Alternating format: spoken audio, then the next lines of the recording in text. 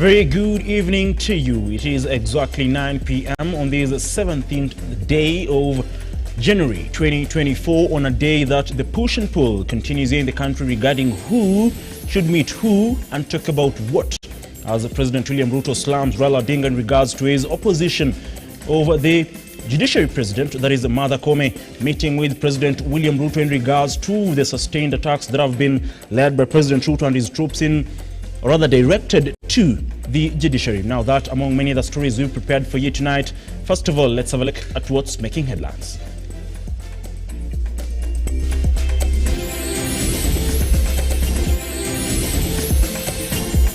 Mimi nasikia mtu akitendawili amesema ati tusiongee. Sasa mimi nashangaa hii dunia. Si mimi niliongea na yeye juzi. Mbona hataki mimi niongee na wengine? Kwani Kenya ni yake peke yake? Tonight on The Insight, President William Ruto hits out at Azimio leader Raila Odinga for opposing dialogue between the executive and the judiciary. Azimio leader Raila Odinga sustains that dialogue between judiciary and executive will compromise the courts. And shock and fear after 40 grave crosses are stolen in a new theft trend in Sagana, Nyandarua County.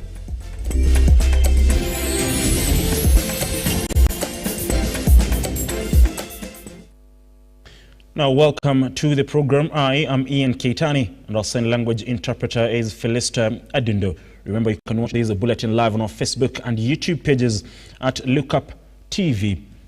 We start the bulletin, and President William Ruto now wants the opposition leader Raila Odinga to explain why he is opposed to the proposed meeting between him and Chief Justice Martha Koome, aimed at addressing the allegations of rampant corruption in the judiciary. The head of state, speaking while on a development tour of Mwalem and Ebes in Trans Nzoia County, is blaming Azimio leader Raila Odinga and other opposition figures for sponsoring individuals and entities to frustrate his plans through litigation process. And Retende opens our bulletin tonight.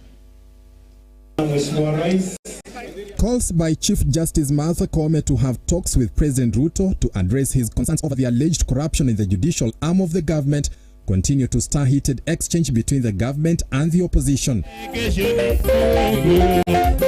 Just a day after the opposition vehemently opposed such talks, President William Ruto has come out guns blazing and has told off the former Prime Minister, insisting talks should happen to clean corruption from the judiciary. Mimi nimekubali kwa heshima, nitaketi chini na viongozi wa mahakama, nitaketi chini na viongozi wa bunge, tutatue hii matatizo, ndio maendeleo ya Kenya iende mbele. Tunaelewana? Sasa tena mimi nasikia mtu akitendawili amesema ati tusiongee. Sasa mimi nashangaa hii dunia. Si mimi niliongea na yeye juzi. Wakati alikuwa analalamika ati mambo ya sijui nini. Si niliongea na yeye. Mbona hataki mimi niongee na wengine? Kwani Kenya ni yake peke yake? While on a development tour of Mwalem area in Endebess, Trans Nzoia County, President Ruto now blames Raila Odinga and other top opposition figures for being behind numerous court cases against the housing levy and the social health insurance fund. Wameenda kutafuta viongozi wengine ndio wawe watetezi wao. So these people, those who are opposed to any conversation amongst Kenyan institutions so that we can sort out the challenges that face development in our country, are the ones that have been recruited by the cartels, by the crooks, by the saboteurs, so that they can continue to benefit to the disadvantage of the people of Kenya. And we want to tell them, shame on them. Even in the face of this standoff, President Ruto remains defiant his projects will go on undeterred in his quest to transform the country. Nyinyi mulipiga kura kwa manifesto. Hawa wabunge tumepitisha sheria kule bunge. Hawa watu wanatuuliza nini? Si wakubali tuendeshe hii maneno? Ati watu wawili watatu wanaenda kotini wanafanya ukarabati, ati kwa sababu wameiba pesa, wanaenda wanalipa wakili, wanaenda wanahongana kotini, ati hii program isimame. Ndio nimekasirika na hiyo watu, nimewambia hiyo mchezo muache. Hiyo mchezo wawache. The proposed talks between the President and the Chief Justice are yet to take place, and there is no concrete indication on when the two will meet for talks. Henry Tendanyula, Lookuptv. Still staying on matters surrounding the battle between the executive and the judiciary, Raila Odinga has sustained his remarks opposing the talks between the judiciary and the executive. Speaking in Bungoma during an ODM registration drive, Odinga further slammed the Kenya Kwanza government for unfulfilled promises, as John Matava now reports. As the tiff between the executive and the judiciary continues, azimio leader Raila Odinga has reiterated that the independence of the judiciary is vital and a dialogue between the two arms of the government would jeopardize the courts. Kwa hivyo sasa tunasema Bwana Ruto lazima aheshimu mahakama. Tunaambia hakimu mkuu Bi Martha Koome, wacha hii mambo ya usharati. While on an audit for neglecting Kenyans and castigated fulfilled promise time, Odinga asked President... As we wait to see whether Deputy President Rigathi Gachagua will tomorrow submit a petition against High Court Judge Esther Maina, like he said during a Thanksgiving service in Iten, Elgeyo Marakwet County on Sunday. On to Form 1, even without all the specified requirements. Speaking while commissioning KCB Foundation scholarships for over 1,000 students, the CS stated that the government is keen to ensure 100% transition of learners into secondary schools. The day before it, I wish to assure that we will make every effort to ensure all the 1,400,329 KCB 2023 candidates have joined the schools they were placed to.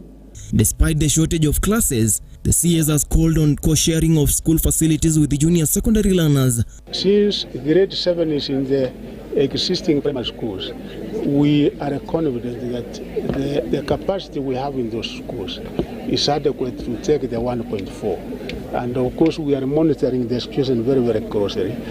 Machogu has thrown jibes at the political class for leading demonstration against ouster of school heads in Kakamega and Western Gishu counties as a result of poor results recorded in last year's national exams. What we are focusing on now with my peers and that we have to do is to engage why we have almost 50,000 E's.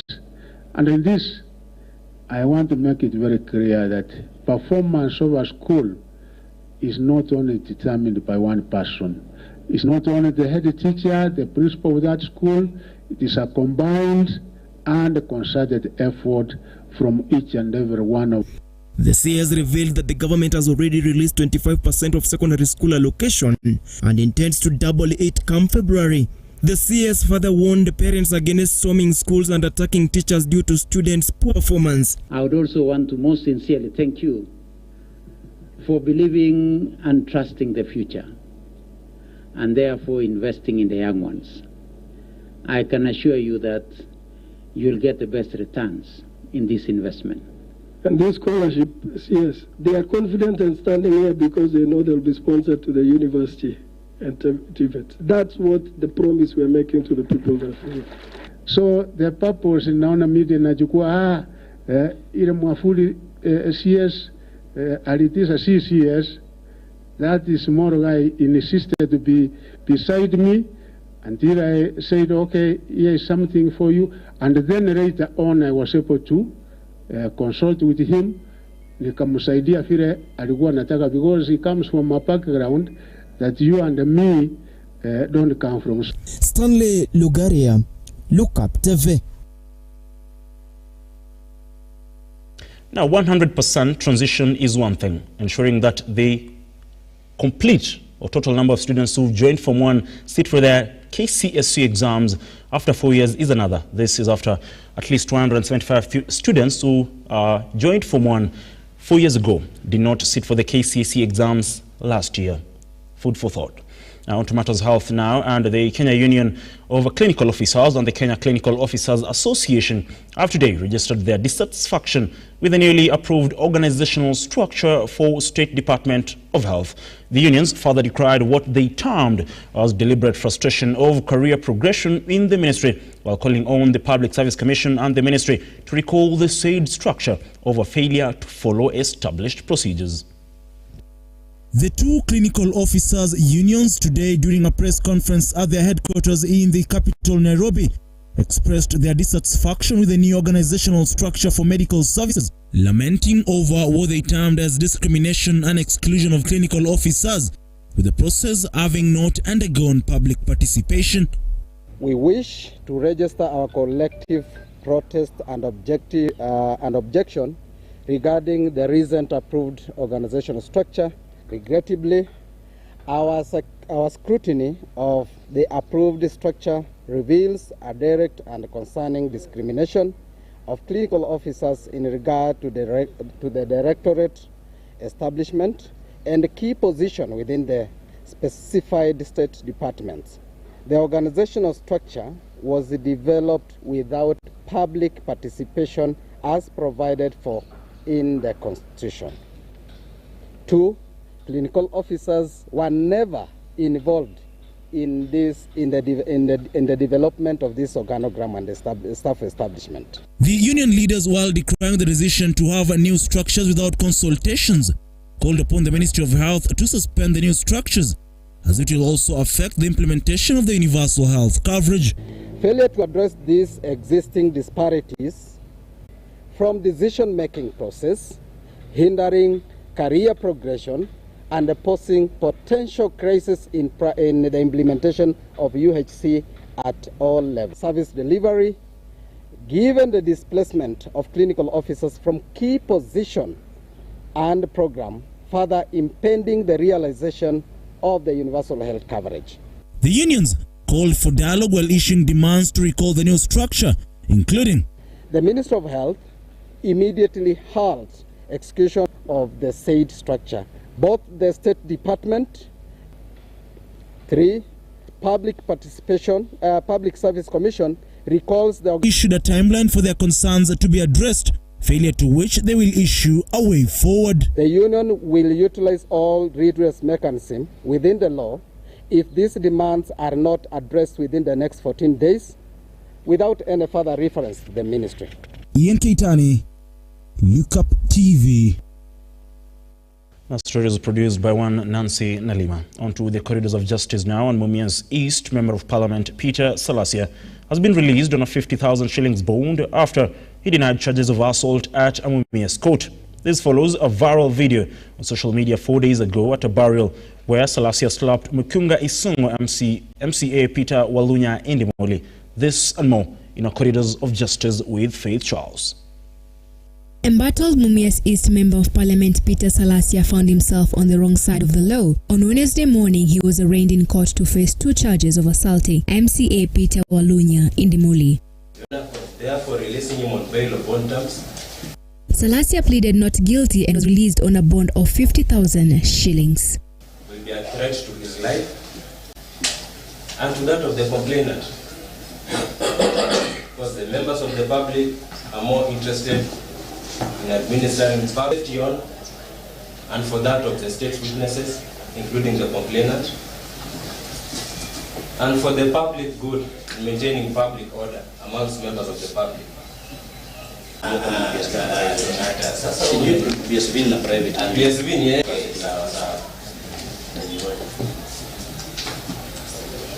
high court in Malindi, Kilifi County has allowed the prosecution 14 days to carry out mental health assessment on controversial Pastor Paul Mackenzie and 30 other accused persons before they stand trial for the murder of the victims of Shakahola massacre. The matter will be mentioned on February 6th this year. Council. Further, given that the accused persons will be taking plea on diverse dates in Mombasa, Shanzu and Tononoka courts, and given further that the accused are held in Shimolatewa, Kilifi and Malindi prisons, and given further that neither the court nor council can tell the number and availability of psychiatrists in this region, I find that a period of 14 days is not unreasonable. Accordingly, I direct that 1, all accused persons do undergo psychiatric assessment to ascertain their fitness to take plea. 2, medical attention and care to be availed to the 4th accused person and any other accused person who is unwell at the prison at which they are held. 3, application for bond is deferred until all accused persons have taken plea. And finally, mention on the 6th of February 2024 for plea taking. Faith Charles, Lookuptv. Now that story by Faith Charles takes us to a fast breather. We'll be back in a moment. Don't go away.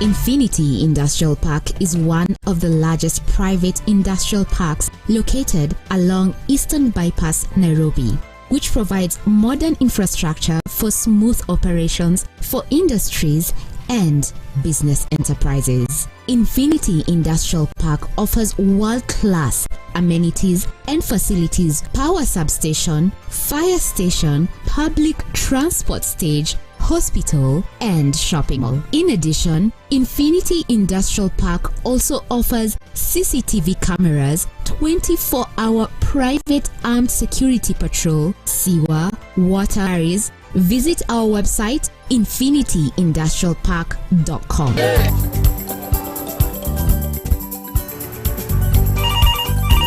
Tere, mambo ni mawili, kufikisha, kumwaga na kurudi. Kulala ni mwaka mpya.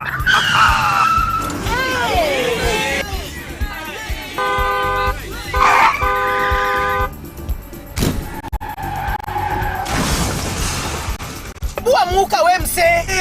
Nini mbaya? Wewe kwani wani vile dereva anaendesha sana? Mamiseni dereva tusimame. Wewe dereva wewe. Mwaka iliyopita peke yake watu zaidi ya 3,000 walipoteza wameomba msamaha. Sasa tuende tusafiri kwa mwendo wa aste. Dere Smart hufikisha abiria salama. Ujumbe huu umeletwa kwako na NTSA kwa ushirikiano na European Union.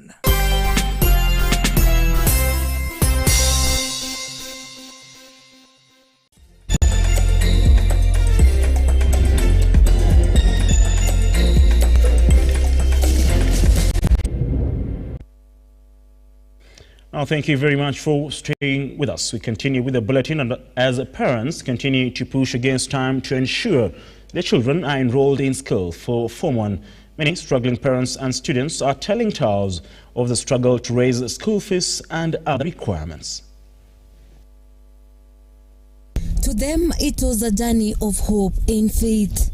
Faith Nyaboke, a student who scored 365 marks in the 2023 KCPE examination, embarked on a 2-day journey from Narok to Rangala Girls in Siaya County for the Form 1 admission. Accompanied by her mother, the two left home armed with only calling letter from the school and her primary certificate. Her mother, Maslin Mora, a single mother of 5, now pleads with well wishes to help her daughter pursue her education, saying she depends on manual jobs that cannot sustain her family and pay school fees, adding that her ex-husband eloped with another woman, leaving her alone to support her family. Nafanya kibarua ya chembe, ninalima. Ninalipangwa shilingi 200. Asa mtoto amekuja tu nilipepa ile mafomu, ile karatasi yenye alito kwa hii shule na certificate tu. Enyewe hakuna Kenya tumepepa. Tukua tumekuja tu kuomba usaidizi kwa hii shule. Rangala Girls Chief Principal Susan Owino, while receiving them, admitted this was one of the several needy cases they'd received, affirming school commitment to serve humanity and will do the best in their capability to see Faith achieve her education dreams, calling upon well-wishers to come forward and support such needy situations. She will pursue her education and at the end of the day be able to lift up the family. So as the school administrator, we are ready to admit the girl, but we are also requesting the well-wishers outside there, the friends of Rangala or the friends of the needy people, to come in handy and help the child. In pursuit of education, Titus Achevi, another student who scored 383 marks, shocked the school as he walked in carrying the death certificate of his mother, who passed on 9 years ago, and a result slip. Achevi regrettably was turned away to retrieve a school admission letter, a document he couldn't afford to print due to financial constraints and lack of access to internet services. Nimekuja hapa ili nitafute msaada kwa sababu mimi sina mama na mama alikufa kabla nionyeshe baba ni nani. Na mimi nilikuwa naomba tu msaada kwa yule ambaye anaweza kumsaidia. Elsewhere, Emmanuel Kidemi, former student of Kakamega Township Primary School, scored 381 marks, however has not been able to join Form 1 as his mother is bedridden. Kidemi reported to Litein Boys High School alone with his calling letter and a result slip. The school principal, Dr. Julius, is now appealing for well wishes to step in and be. Kukuja kwangu hapa, nilikuja hapa kwa kutafuta msaada kwa yeyote ambaye anaweza kunisaidia. Nairobi. Now, residents of Sagana in Kirinyaga County have been left in fear following a growing trend of graveyard vandalism. In the last 1 year, 40 metal grave crosses have been stalling on authorities to move with speed and bring the perpetrators to book. The graveyard has been known as a scary place where ghosts or other supernatural beings are believed to dwell. For that reason, they remain silent. There are myths associated with cemeteries too, one of graves. However, the story is different in Sagana Ndia constituency in Kirinyaga County. Na sasa hawana heshima na wafu. Kadu wameimba kama misalamba 40. Faimbia sasa tulikusanya yote hapa tukaweka cement ili ishikilie, na sasa wameikunjia, ukiangalia kuna nafasi hapa. Hii yote wameimba. According to Sister Teresa of St. Mary's Village for the Aged, disappearance of metal crosses began a while ago, and the situation is alarming, raising questions over where and what are the metal crosses uprooted used for by the thieves. Siku moja tulienda shamba, tuliona msalaba mzima. So tunafikiria nani anabeba hii msalaba, tumeandika jina na miaka, kila kitu, tujue kila mtu wapi wameshika. Lakini wameiba hii msalaba once before, many years back. Tena wamefanya juzi before Christmas. Tumefix msalaba yote karibu na Yesu round. So kutoka huko na 2024 wamechukua before Christmas. The management of St. Mary's Village for the Aged now want investigations done to apprehend the people responsible for stealing metal crosses and disturbing the dead. Beatrice Ilavonga, Lookuptv.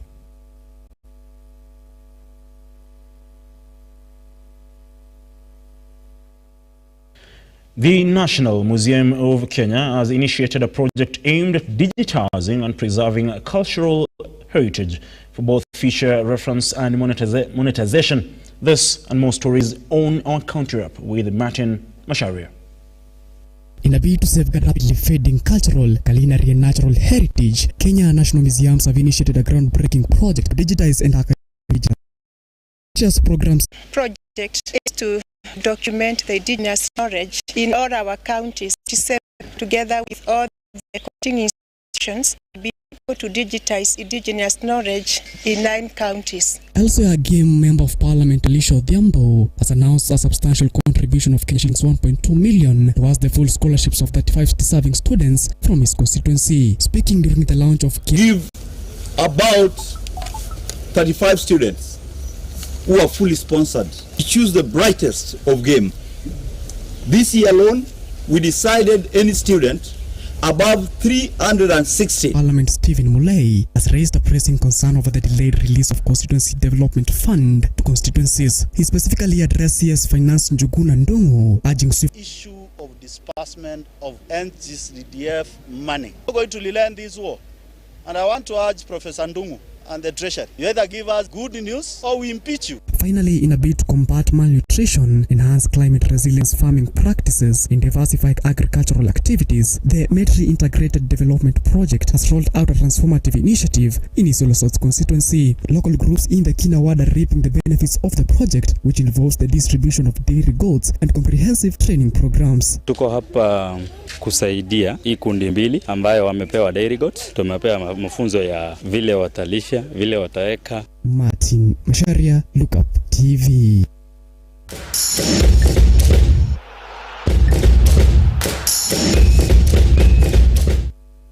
Time to get sporty, and 38 teams from different leagues across the country have expressed intentions to participate in the Mozambique Cup knockout stage. Gor Mahia will be facing Denmark. Reigning champions Kakamega Homeboys will battle Solian City, while Mofa will lock horns with KCB, among other fixtures. The preliminary stage matches will be played on the 24th to 25th of February this year.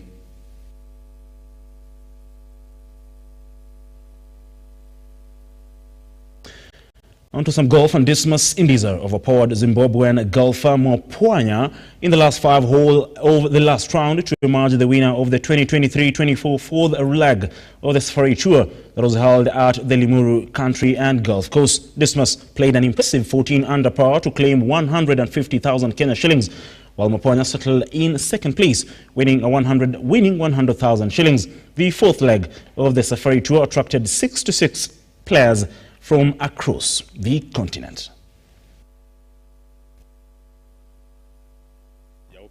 Kama inawezekana.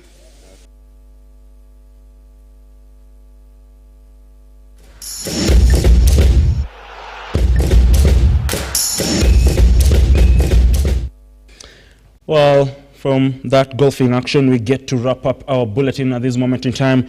Many thanks for joining us. Remember, we'll be coming to you tomorrow, but we'll be keeping tabs with the story that I alluded to earlier on. That is in regards to Deputy President Rigathi Gachagua submitting a petition to the JSC in regards to the removal of Judge Esther Maina. Until then, do have yourself a wonderful night, and like always, God bless.